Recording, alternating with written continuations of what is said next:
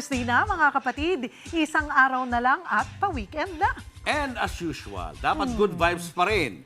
Sagot na yan ng mga naipong makukulit na entry ng ating mga kapatid online. Silipin natin yan sa kwento isang minuto ni Kaka Mark Logan.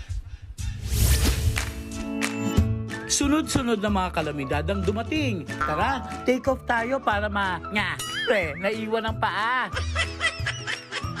Maghatid up ka na lang. Eto, sakay tayo sa Toyota Inotang. Kailan kaya matatapos ang hulog dito? O kaya, mag-angkas ka. Naku, sana binili ko na lang yung helmet na naka-sale. Mag-gelatin ka muna. Eto, fish gelatin. O kaya, itodo mo na ang chillax. Magpa-foods pa sa isda. Naku, parang patay na ata yung isda.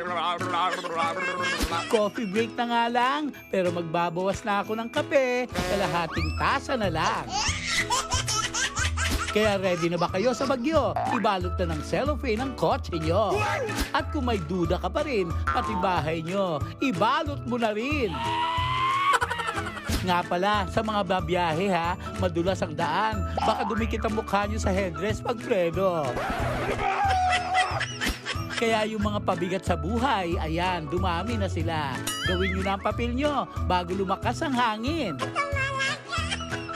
Sige te, huwag ka bumitaw te. Bagyo lang yan. Pinoy tayo te. Dito nga po sa kinatatayaan ko ay ramdam na ramdam ko pa rin po. Ang lakas ng bagyo.